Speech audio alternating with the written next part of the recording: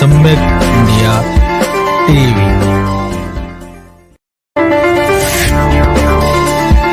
आप देख रहे हैं सम्यक इंडिया टीवी। जय भीम नमो बुद्धाय सभी साथियों को सम्यक इंडिया टीवी में आप सभी का स्वागत। और बेहद ही गंभीर मुद्दा है।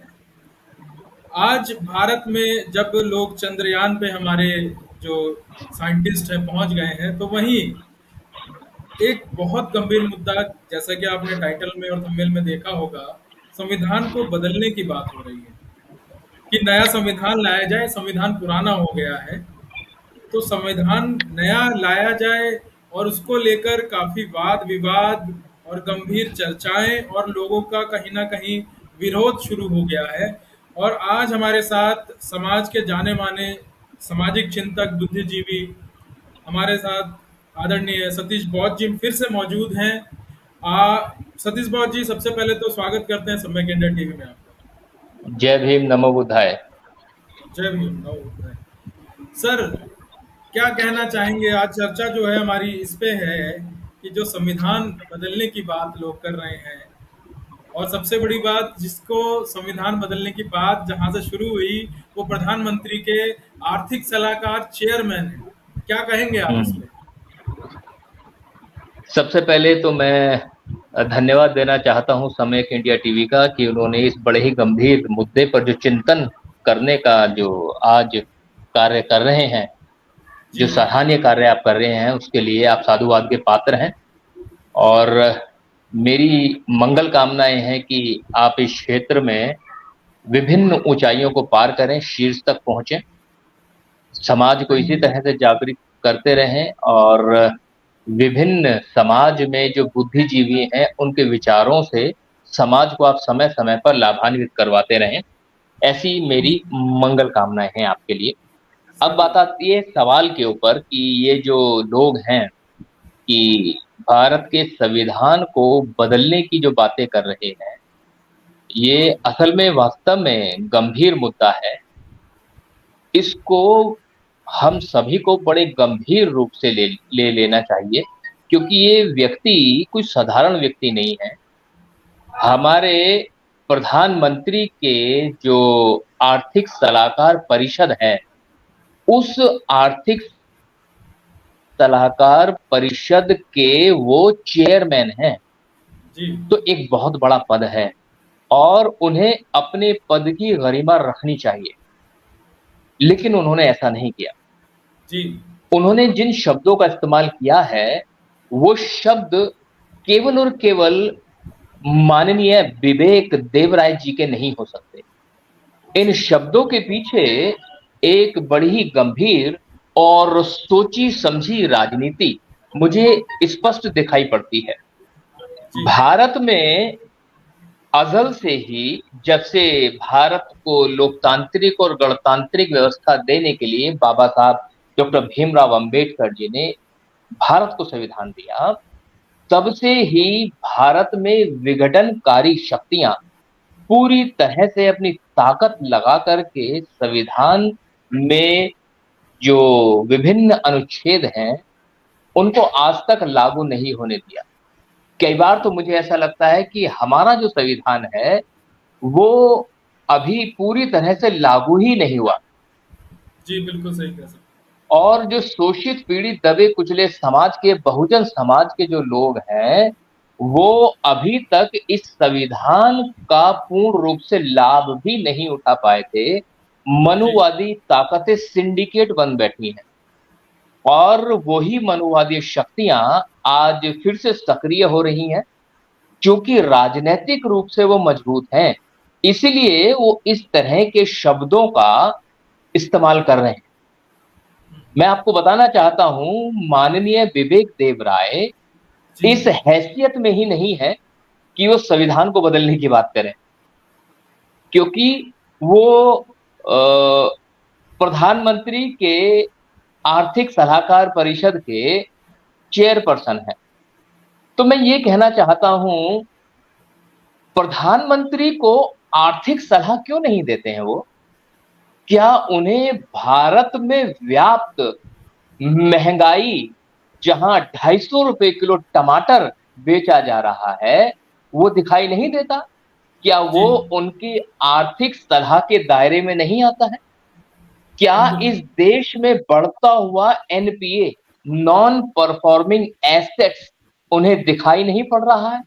क्या इस संबंध में उन्हें माननीय प्रधानमंत्री जी को सलाह नहीं दे देनी चाहिए? क्या जी, उन्हें इस संबंध में स्पष्ट दिखाई नहीं पड़ता है कि बड़े-बड़े धन्ना सेठों ने 10 लाख करोड़ रुपए का कर्जा लेकर के जी, भारतीय बैंकों को लौटाने से इनकार कर दिया, जिसे बट्टे खाते में डाल दिया गया। इस संबंध में सलाह देने की कोई भी सुगपुगाहट माननीय विवेक देवराय जी के मुंह से नहीं सुनी। जी, क्या माननीय विवेक देवराय जी को इस संबंध में माननीय प्रधानमंत्री जी को सलाह नहीं देनी चाहिए कि जो गैस का सिलेंडर 450 रुपए में भारत में बेचा जाता था, आज वही गैस का सिलेंडर 1100 रुपए से भी ज्यादा महंगा हो गया है? ये राइट, आर्थिक मुद्दे हैं। इन आर्थिक मुद्दों पर आर्थिक सलाहकार परिषद के चेयरमैन को सोचना तो जरूर चाहिए। वो पेट्रोल जो 60 रुपए, 65 रुपए या 68 और 69 रुपीज में जो है बेचा जाता था भारत में, आज राइट, वही 100 शतक लगा रहा है। क्या इस संबंध में माननीय विवेक देव राय जी ने कभी विचार किया? मुझे ऐसा लगता है, अगर आर्थिक मुद्दों के ऊपर माननीय विवेक देव राय जी अपनी बेबाक प्रतिक्रिया देते, तो शायद हमें अच्छा लगता, राइट, शायद इस देश की जनता को अच्छा लगता, शायद देश के बुद्धिजीवियों को अच्छा लगता, पर ये हो ना सका। पर ये हो ना सका, और अब ये आलम है कि तू नहीं, तेरा गम और तेरी जुस्तजू भी नहीं, और गुजर रही है जिंदगी इस तरह, इसे किसी के सहारे की आरज़ू भी नहीं, और बस यूं ही रह जाऊंगा कभी खो के मेरी हम नफस, तू मुझे जवाब दे या ना दे। बस कभी कभी मेरे दिल में ख्याल आ जाता है कि माननीय विवेक देव रॉय जी, आप अपने ट्रैक पर चलें, तो शायद इस देश का और देश के लोगों का भला कर पाएंगे, कल्याण कर पाएंगे। व्यर्थ की बयानबाजी किसी भी व्यक्ति को शोभा नहीं देती। ऐसे शब्दों का इस्तेमाल किया जाए जो शब्द जन कल्याणकारी हों, और आप जिस विभाग से जुड़े हुए हैं, उस विभाग का संबंध तो सीधे रूप से भारत सरकार और भारत सरकार के द्वारा जारी की गई जन कल्याणकारी नीतियों से होना चाहिए। उन जन कल्याणकारी नीतियों से जुड़ाव रखते हुए आर्थिक मुद्दों पर आपकी राय आनी चाहिए, तो वो बहुत बेहतर हो सकता था, पर ये आपने तो नहीं कहा। आपने सही कहा, बात। आपको जानकर बड़ी हैरानी होगी माननीय हेमंत कुमार बौद्ध जी, कि विवेक देव राय जी कह रहे हैं कि भारतीय संविधान उपनिवेशिक है। इस शब्द का मतलब समझिएगा। जी, उपनिवेश, उपनिवेश समझते हैं? मतलब इंग्लैंड की महारानी का राज भारत में था, जी, तो भारत इंग्लैंड का उपनिवेश होता था। तो चूंकि उनका गुलाम था भारत, तो उनके द्वारा बनाए गए संविधान को वो उपनिवेश कह सकते हैं। लेकिन जी, ये संविधान तो अंग्रेजों का बनाया हुआ नहीं है। बिल्कुल, ये तो संविधान ऐसा है जो जब बनाया जा रहा था, तो 9 दिसंबर 1946 से लेकर के जी, 24 जनवरी 1950 तक केवल बहस ही होती रही थी। हुँ, 1926 नवंबर सेकंड, 1949 को जब संविधान को भारतीय सदन ने स्वीकार कर लिया था, संसद ने स्वीकार कर लिया था, उसके बावजूद भी कई मुद्दों पर बहस हो रही थी, और केवल एक ही महामानव, एक ही महापुरुष थे जो वहां बैठे हुए समस्त सदस्यों के हर सवाल का जवाब बड़े पुरजोर तरीके दे रहे थे। वो थे बाबा साहब डॉक्टर भीमराव अंबेडकर। और बाबा साहब डॉक्टर भीमराव अंबेडकर की जब मैं बात करता हूं, तो आपको जानकर हैरानी नहीं होनी चाहिए कि उन्होंने किसी जाति, धर्म, वर्ण, संप्रदाय, लिंग, भाषा, क्षेत्र, को आधार बना करके इस संविधान का निर्माण नहीं किया। बिल्कुल सही। उन्होंने भारत में विभिन्नताओं में एकता जो समाहित है, उसको आधार मान करके समता, स्वतंत्रता, बंधुत्वता की बात की। यहां तक कि पंडित जवाहरलाल नेहरू ने अपनी पुस्तक द डिस्कवरी ऑफ इंडिया में लिखा, the variety and unity of India is very great and it is obvious too, yet there is essential unity within the diversity lies in the physical appearance as well as in certain mental habits, traits of the people belonging to different states। तो अलग अलग राज्यों में रहने वाले लोगों की जो धारणाएं हैं, जो उनकी रूढ़िवादिता है, जो उनकी परंपराएं हैं, उन सबको ध्यान में रखकर भी भारत को एकता के सूत्र में बांधने का जो पवित्र कार्य बाबा साहब डॉक्टर भीमराव अंबेडकर ने किया है, वो तो अतुलनीय है। तो मैं माननीय विवेक देव राय जी से सवाल पूछना चाहता हूं कि जो भारत का संविधान है, जो समता, स्वतंत्रता और बंधुत्वता के सिद्धांतों पर आधारित है, क्या यह भारत की मूल भावना नहीं है? क्या यह भारत के लोगों को एकता के सूत्र में बांध करके उन्हें समता का अधिकार नहीं देता है? अगर नहीं देता है तो माननीय विवेक देव राय जी, आप ठीक करें, बदलना चाहिए संविधान। लेकिन अगर ये शक्ति प्रदान करता है स्वतंत्रता, बंधुता की, तो फिर ये तो बड़ा ही पवित्र कार्य है। इस पवित्र कार्य में तो हम सबको एकजुट हो करके वो जो संविधान पूरी तरह से लागू नहीं हुआ, उसे पूरी तरह से लागू कराने में माननीय विवेक देव राय जी आपको मदद करनी चाहिए थी, लेकिन आपने उस तरह का कुछ किया ही नहीं। आपकी जानकारी के लिए मैं बता दूं, इस संविधान को बनाने के लिए बाबा साहब डॉक्टर भीमराव अंबेडकर जी के साथ साथ समस्त संविधान सभा में उपस्थित 300 से अधिक लोगों ने 2 साल 11 महीने और 17-18 दिन पुरजोर मेहनत की थी और बड़े ही लोकतांत्रिक तरीके से इसको बनाया गया था।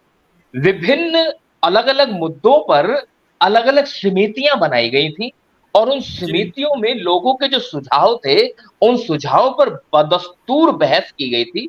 और आपकी जानकारी के लिए बता दूं कि 111 सत्र लगाए गए थे, जिसमें 165 दिन काम हुआ था। तो ये अलोकतांत्रिक कैसे हो सकता है और ये उपनिवेशिक कैसे हो सकता है? मुझे ऐसा लगता है माननीय प्रधानमंत्री जी के आर्थिक सलाहकार परिषद के चेयरमैन को आर्थिक मामलों से निकलना नहीं चाहिए। उन्हें संविधान को थोड़ा सा अध्ययन कर लेते तो बेहतर होता। अध्ययन करके बोलते तो शायद उन्हें ये पता लग जाता कि जब भारतीय संविधान को बनाया जा रहा था तो वहां उपस्थित लोगों ने, आपको जानकर हैरानी होगी माननीय हेमंत जी, 7,635 संशोधन प्रस्तावित किए थे। मतलब ये जो संविधान बन रहा था तो 7,335 संशोधन, मतलब ऐसा कहा गया बाबा साहब से कि ये वाली जो चीज है ये ऐसी नहीं होनी चाहिए, इसमें कुछ और होना चाहिए, ये गलत है या ये सही है, इसको और बेहतर किया जाए। तो एक बात बताइए, जब संविधान सभा में इतने सारे संशोधन प्रस्तावित हुए थे, लोगों ने अपनी बात कही थी, तो ये अलोकतांत्रिक कैसे हो सकता है? तो ये उपनिवेशिक कैसे हो सकता है? और मजे की बात ये है, इन 7,635 संशोधनों में से 2,473 संशोधनों को स्वीकार किया गया था, उनकी बातों को माना गया था और उस पे चर्चा हुई थी। और बाबा साहब डॉक्टर भीमराव अंबेडकर जी के माध्यम से उस संविधान में लिखी गई एक एक अनुच्छेद को डिटेल में समझाया गया और बताया गया। तो फिर ये उपनिवेशिक कैसे हो सकता है? ये शब्द इस्तेमाल कैसे किया? मुझे तो ऐसा लगता है कि ये जो शब्द उपनिवेशिक शब्द इस्तेमाल किया गया है, ये हमारे संविधान की मूल भावना को आहत करता है। बिल्कुल। मुझे तो ऐसा लगता है कि हमें एक मुकदमा करना चाहिए, एक FIR माननीय विवेक देवराय जी के खिलाफ होनी चाहिए कि आपने हिम्मत कैसे की संविधान के खिलाफ। क्योंकि अगर हम देखें तो भारत का राष्ट्रपति, भारत के दोनों सदन और भारत की जो ये कहें कार्यपालिका और न्यायपालिका जो हमारी न्यायपालिका है, इन तीनों के ऊपर राष्ट्रपति, दोनों सदन और न्यायपालिका, इन तीनों के ऊपर भारत का संविधान नहीं बैठा है क्या? भारत का संविधान ही तो है जिसके हिसाब से सब कुछ चल रहा है। पूरे देश में विश्व का सबसे बड़ा गणतंत्र बाबा साहब डॉक्टर भीमराव अंबेडकर जी ने संविधान में लिख दिया। गणतांत्रिक व्यवस्था इस संविधान के माध्यम से तो आ रही है। पूरे राज्यों में राज्यों को जो शक्ति दी गई है, वो जो शक्ति प्रदान की गई है, वो भारतीय संविधान के माध्यम से तो प्रदान की गई है। इसके संबंध में क्यों नहीं चर्चा होती है? भारतीय बिल्कुल, संविधान जो आपने बहुत गहरी बात कही है सतीश जी। और साथ में जी अभी चर्चा ये भी बार बार उसमें बोला जाता है सोशल मीडिया से भी, और काफी जगह पे अभी ऐसी बात चल रही है कि संविधान को कॉपी पेस्ट किया बाबा साहब ने। तो कॉपी हम्म पेस्ट किया तो क्या कॉपी पेस्ट सिर्फ बाबा साहब ही कर पाए इस देश में? क्या नेहरू नहीं कर सकते थे? या क्या जी महात्मा गांधी नहीं कर सकते थे कॉपी पेस्ट करना हो तो? हाँ, हाँ, कॉपी पेस्ट तो उठा के कोई अभी आदमी ग्रेजुएशन थी कर लेते। तो बाबा हम्म, साहब को हम्म, क्यों कॉपी पेस्ट करने के लिए कहा गया फिर? इनको जरा ये बड़ा भी अच्छा। थोड़ा सा समझाइए ये, इनको। ये बहुत अच्छा सवाल है। अधिकतर लोग यही कहते हैं कि जो है कॉपी पेस्ट। एक्चुअली मैं ये कहना चाहता हूं, जब आप लोकतांत्रिक व्यवस्था का निर्माण कर रहे होते हैं, गणतांत्रिक व्यवस्था का निर्माण कर रहे होते तो उसका एक न एक सिद्धांत तो होता है। उस जी सिद्धांत के आधार पर ही तो काम होता है। उदाहरण के तौर पर मैं बताता हूं कि जब कोई वस्तु पूर्णतः या आंशिक रूप से किसी द्रव्य में डुबाई जाती है तो वस्तु के द्वारा हटाए गए द्रव्य का द्रव्यमान वस्तु के भार के बराबर होता है। ये आर्किमिडीज का सिद्धांत है। ये बिल्कुल सिद्धांत जैसा भारत में है वैसा ही अमेरिका में भी है। वैसे तो होगा अमेरिका में। जो बिल्कुल गुरुत्वाकर्षण शक्ति का सिद्धांत भारत में काम कर रहा है, वही गुरुत्वाकर्षण शक्ति का सिद्धांत इंग्लैंड में भी काम कर रहा है। बिल्कुल तो जो सिद्धांत हैं लोकतंत्र के, वो तो पूरे विश्व में एक जैसे ही रहेंगे ना। तो बिल्कुल जब सिद्धांत एक जैसे रहेंगे तो उनकी मूल भावना भी तो एक जैसी रहेगी। तो जब आप लोकतंत्र को स्पष्ट रूप से लाना चाहते हैं, लेकिन उदाहरण के तौर पे देखिए बाबा साहब ने कितना अच्छा काम किया। अगर आप अमेरिका के फेडरल स्ट्रक्चर को देखें तो आप जी पाएंगे कि अमेरिका यूएसए जो है, यूनाइटेड स्टेट्स ऑफ अमेरिका, वो भी राज्यों का संघ है और भारत भी बिल्कुल राज्यों का संघ है। लेकिन मजे की बात बताएं आपको, बाबा साहब की कल्पना देखो, बाबा साहब के विचार देखो। वहां अमेरिका के जो अलग अलग राज्य हैं उनके पास अपना अलग अलग संविधान है। जी जी उन राज्यों के पास अपना अलग अलग झंडा है अमेरिका में। मजे और उनके पास अपना अपना अलग अलग न्यायालय है। लेकिन साथ ही साथ यूएस का केंद्रीय न्यायालय भी है। बिल्कुल अब मजे की बात सुनो, भारत के में ताकि भारत गणराज्य से जो संघ राज्य है उससे जी सभी राज्य जुड़े रहें, तो बाबा साहब अंबेडकर ने स्पष्ट रूप से लिखा कि किसी भी राज्य का अलग से झंडा नहीं होगा। तो क्या ये एकता के सूत्र में बांधने का कार्य नहीं था? बिल्कुल बाबा साहब ने बड़े स्पष्ट ढंग से जो है संविधान में वर्णित किया है कि किसी भी राज्य का अलग संविधान नहीं होगा, पूरे भारत का एक ही संविधान होगा। तो अब इन मूर्खों से पूछो जो ये कॉपी पेस्ट कह रहे हैं, तो अमेरिका में तो इस तरह से लोकतंत्र लागू है, लेकिन हमारे सही यहाँ तो लोकतंत्र की व्यवस्था दूसरी है, तो ये कॉपी पेस्ट कैसे हो सकता है? तो ऐसे में व्यक्ति को अध्ययन करने की आवश्यकता है।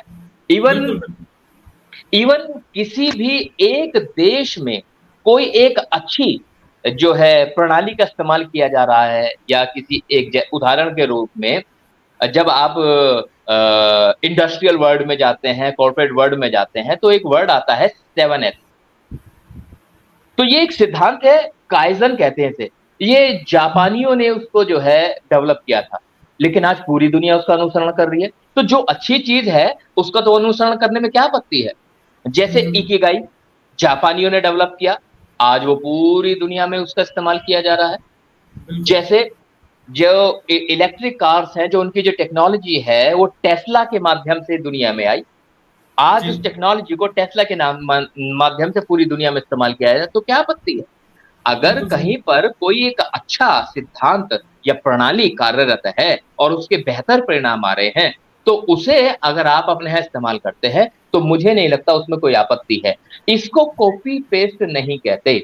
और वैसे भी अगर मैं इनको बोलूँ अगर वो नकल कह भी रहे हैं ना, तो गुरु नकल के लिए भी अकल की ज़रूरत कल होती है। की ज़रूरत, सही बात। मूर्खों के बस की नकल करनी भी नहीं है, क्योंकि आज बड़ा स्पष्ट हो रहा है, भगवान बुद्ध की विभिन्न मुद्राओं में जो खुदाई में मिली हुई तस्वीरें हैं, उन जी, सबको हिंदू या या यूँ कहूँ कि मनुवादी लोगों ने अपने देवताओं के रूप में प्रदर्शित करके रखा। हाँ, वो बहुत इसे सारे इसे ऐसे। कहते हैं इसे कहते हैं नकल। भगवान बुद्ध की विचारधारा या फिर कर्म के सिद्धांत को गीता में वर्णित करके अपने आप उसको कहते हैं नकल, उसे नकल कहते हैं। कर्म का सिद्धांत भगवान बुद्ध ने प्रतिपादित किया था, लेकिन ये जो पंचशील के जो सिद्धांत हैं, ये भगवान बुद्ध ने प्रतिपादित किए थे, लेकिन लोगों ने उसे भी इस्तेमाल किया। इसे कहते हैं नकल। सब्बे सत्ता सुखी होन्तु सब्बे होन्तु च खेमिनो सब्बे भद्राणि पश्यन्तु मा किंचित् दुःखमागमा। इसको कार कर दिया गया सर्वे भवन्तु सुखिने सर्वे सन्तु नराम्या सर्वे भद्राणि पश्यन्तु मा किंचित् दुःखमागमा। इसे कहते हैं नकल, है ना? तो जो अगर नकल कर रहे थे तो उन्होंने सब्बे को सर्वे कर दिया। तो मैं ये कहना चाहता हूँ जो ये कह रहे हैं ना कि नकल की है, नकल गुरु आप लोगों ने की है, सिद्धांत तो हमारे ही थे हमेशा से। तो जी, आप जरा एक बार अपने गिरेबान में झांके तो आपको पता चलेगा कि नकल क्या है और अकल क्या है और असल क्या है। जी, असल और नकल में जमीन आसमान का फर्क है। तो ये लोग इन लोगों को समझना पड़ेगा। तो बाबा साहब डॉक्टर भीमराव अंबेडकर के द्वारा जो प्रतिपादित किया गया संविधान है, उसमें ये लोग कमी निकाल रहे हैं। जो जो 1949 से लेके आज तक पूरे भारत को एकता के सूत्र में बांधे रखा हुआ है, जो पूरे भारत के लोगों को न्याय का अधिकार दे रहा है, जो पूरे भारत में संप्रभुता, समाजवाद, पंथ निरपेक्षता, लोकतांत्रिक और विभिन्न प्रकार के राज्यों में शक्ति का विभाजन और संविधान के सर्वोच्चता का सिद्धांत निहित किए हुए है, उसको ये जो है बोल रहे हैं बदलने की आवश्यकता है। मैं ये कह रहा हूँ उसको लागू करने की आवश्यकता है। संविधान को पूरी तरह से लागू करें और जो शोषित पीड़ित दबे कुचले समाज के लोग हैं, उनको जो उनके हिस्से का अधिकार मिलना चाहिए, वो अधिकार सुनिश्चित करें। मेरा ऐसा निवेदन है माननीय प्रधानमंत्री जी से कि अपने सलाहकारों को बताएं कि बहुजन समाज के लोगों की जो विभिन्न प्रकार के अधिकार जिनके ऊपर ये डांका डाल रहे हैं, उसको जो है सुनिश्चित करें, देश में लागू करें। इसमें एक बात और भी है कि जब आप बता रहे थे कि जिस तरीके से उन्होंने आर्थिक सलाहकार जो हमारे साहब हैं उन्होंने बात करी, और भी मुझे लगता है देश में कहीं एफआईआर नहीं हुई है, तो हाँ। कहीं ना कहीं हमारे लोगों को देखना पड़ेगा, जानना भी पड़ेगा कि अगर कोई ऐसी बातें करता है तो जिस हम्म। तरीके से हम सड़कों से लेके संसद तक बातें रखने के लिए और न्यायालयों में भी कहीं ना कहीं हम्म। वो बात पहुंचनी चाहिए। अभी जिस तरीके हम्म। से ध्यान भटकाने के लिए बहुत सारे मुद्दे जो है मीडिया में हाईलाइट हो जाते हैं, जी। बहुत सारी चीजें अभी बीच में आ गई, उसके बाद ये मुद्दा कहीं ना कहीं रफा दफा और या फिर उसको धुंधला सा दिखने लगा। तो इस पे हम्म। क्या, अगर ऐसी कोई बात करता है तो क्या ऐसे कदम उठाए सरकार की ऐसी बातें दोबारा ना हो, ऐसा अपमान संविधान का दोबारा ना हो, राष्ट्र निर्माता बाबा साहब अम्बेडकर का जो अपमान है वो ना हो। कुछ क्या होना चाहिए इसके बारे में थोड़ा प्रकाश डालें। बिल्कुल, इस संबंध में हमें सड़कों पर उतर के कानून के माध्यम से अपनी आवाज को बुलंद करना चाहिए और हमें स्पष्ट रूप से हमें जो है क्योंकि संविधान की अवहेलना की गई है, संविधान का अपमान किया गया है, बाबा साहब डॉक्टर भीमराव अंबेडकर का अपमान किया गया है, हमारे संविधान को औपनिवेशिक संविधान कहा गया है। ऐसे कैसे कह सकते हैं? है ना? ये लोकतांत्रिक संविधान है, गणतांत्रिक संविधान है, इसको उपनिवेशिक कैसे कह जाओ? उपनिवेशवाद तो खत्म हो गया इस देश में। वो तो उपनिवेशिक जो है आम जनता के माइंड में उपनिवेशिक जो आप बता रहे हैं उसको थोड़ा सा डिस्क्राइब कर, ताकि हर हाँ कोई सरल तरीके समझे। हाँ, उपनिवेशिक शब्द जो है मैं फिर से बता देता हूँ। जब भारत में अंग्रेजों का राज चल रहा था, जी तो जो शक्ति केंद्रित थी वो इंग्लैंड में केंद्रित थी। जी तो वहां जो भी निर्णय लिए जाते थे वो भारत में लागू होते थे। तो इसीलिए भारत को इंग्लैंड का उपनिवेश कहा जाता। जी ठीक, इसका मतलब भारत गुलाम है। तो बिल्कुल। अगर वर्तमान में ये कहा जा रहा है कि ये जो भारत का संविधान है उपनिवेशिक है, इसका मतलब भारत आज भी गुलाम है। इसका मतलब भारत जो है आज भी इंग्लैंड के इशारे पे काम कर रहा है। अगर इंग्लैंड के इशारे पे काम कर रहा है भारत, इंग्लैंड के दबाव में काम कर रहा है भारत, और इंग्लैंड का द्वारा बनाया गया संविधान है जो भारत में काम कर रहा है, तो बाबा साहब अम्बेडकर ने क्या किया था? बिल्कुल। तो बाबा तो ये तो साहब बिल्कुल अम्बेडकर ही, हाँ, बिल्कुल। और ये जो 300 से अधिक सदस्य बैठे थे, वो क्या कर रहे थे? और जो ये 17 समितियां बनाई गई थी संविधान निर्माण में, उसमें जो लोग कार्यरत थे वो मजाक कर रहे थे क्या? वो इंग्लैंड के इशारे पे काम कर रहे थे, और ये 300 से ज्यादा लोग थे, चुनकर आए हुए लोग थे। बिल्कुल ये बिल्कुल। चुनकर इलेक्टेड लोग थे जो संविधान सभा में बैठे हुए थे। तो इसका मतलब अगर भारतीय संविधान को उपनिवेशिक कहा जाता है, तो ये जी अपमान है पूरी संविधान सभा का। संविधान सभा के 300 से अधिक सदस्यों का अपमान है। उन 17 समितियों और उन समितियों के अध्यक्षों का भी अपमान है। ये बाबा साहब डॉक्टर भीमराव अंबेडकर जी का अपमान है। और तत्कालीन संविधान सभा के अध्यक्ष माननीय राजेंद्र प्रसाद जी का अपमान है। तत्कालीन माननीय प्रधानमंत्री पंडित जवाहरलाल नेहरू जी का अपमान है ये। तो इतने सारे लोगों ने मिलकर के संविधान को स्वीकृति दी थी, और ये कह रहे हैं उपनिवेशिक है। किस आधार पे कह रहे हैं उपनिवेशिक है? ऐसे कैसे कह सकते हैं?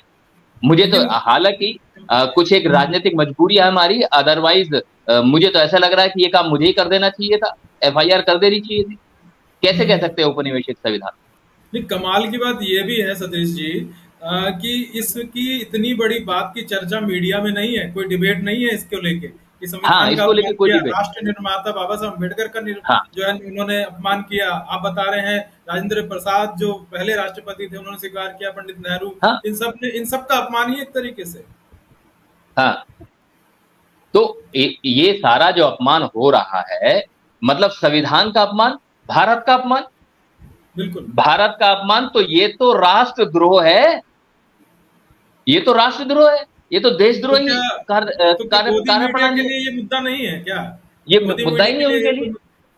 अच्छा, वो लोग मतलब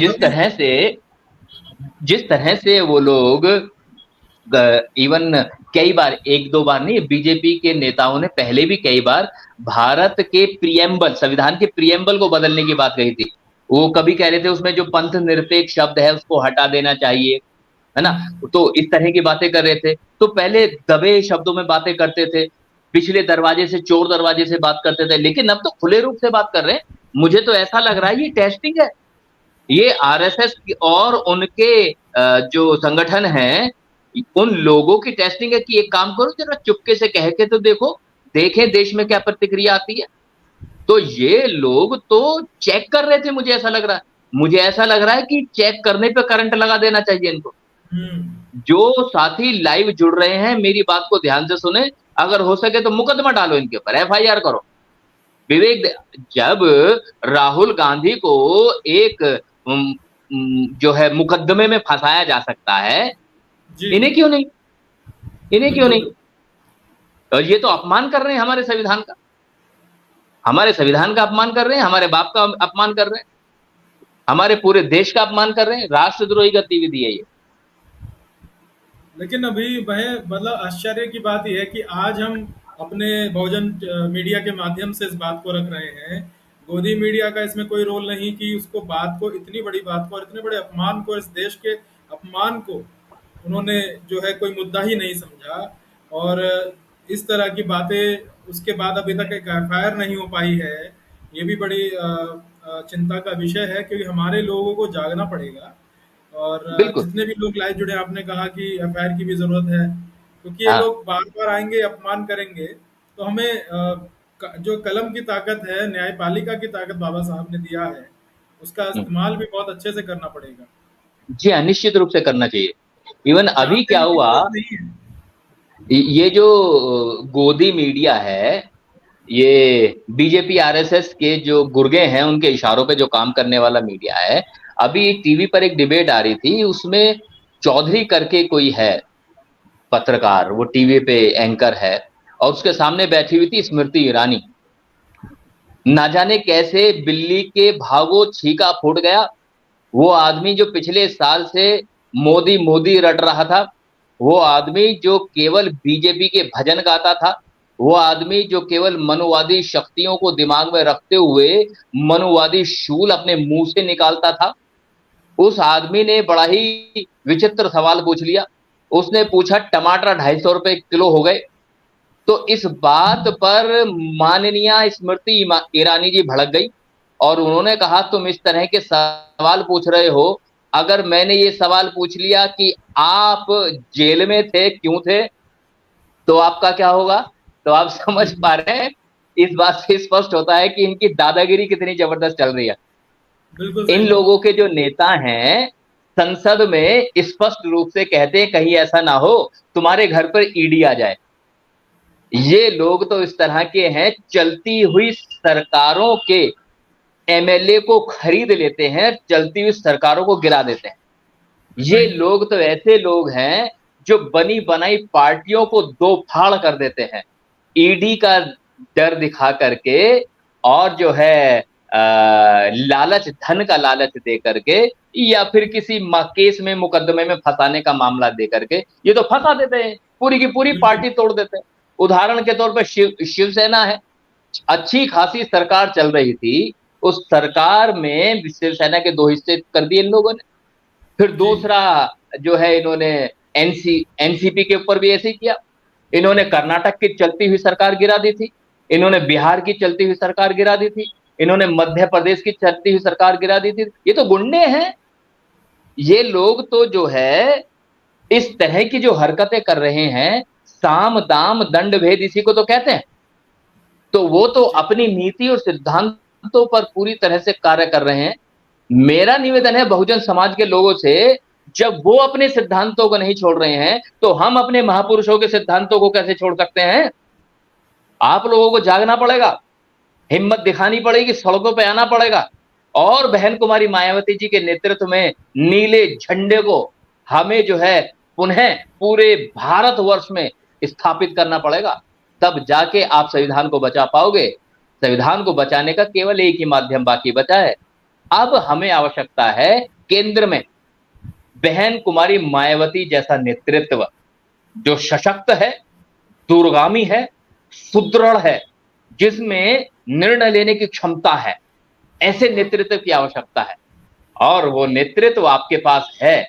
बस इतना करना है कि आपको इस नीले झंडे को उठा करके सड़कों पे उतर जाना है। लेकिन ध्यान रखना, जब आप नीले झंडे की फसलें बोओगे, नीले झंडे की बीज लगाओगे, तो थोड़े थोड़े जब पौधे उग के आएंगे, तो याद रखना, नीला रंग लेकर के कुछ आवारा पशु भी घूम रहे हैं।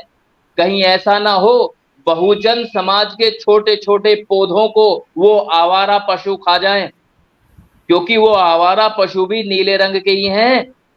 हमें अपने नीले रंग के पौधों को संभालना पड़ेगा, और उन पौधों में बहुजन समाज नाम की विचारधारा के सिद्धांतों का पानी देना पड़ेगा, और उसमें मान्यवर साहेब काशीराम की विचारधारा का इंसेक्टिसाइड लगाना पड़ेगा, और उसमें महापुरुषों की विचारधारा के सिद्धांतों का हर्बिसाइड लगाना पड़ेगा, और बाबा साहब डॉक्टर भीमराव अंबेडकर के स्वतंत्रता बंधुत्वता के सिद्धांतों का यूरिया और डीएपी लगाना पड़ेगा। तब ये पौधे विशाल बहुजन वृक्ष के रूप में खड़े होंगे, और तब देखिएगा वहां जो बहुजनों के फल लगेंगे, उनसे आने वाली नस्लें लाभान्वित होंगी। अन्यथा हम मारे जाएंगे। संविधान को बदलने की बात चल रही है, और इस संविधान को बचाने के लिए हर घर में नीले रंग का पौधा हमें लगाना पड़ेगा, और नीले रंग का पौधा लगाने का जो बीज है, वो बीज मिलता है बहुजन समाज पार्टी में। आप सभी का स्वागत है, आइए और बहुजन समाज पार्टी से नीले रंग के बीजों को लेकर जाइए, और हर घर में उस पौधे को लगा दीजिए। आवारा पशुओं से विशेष रूप से बचें।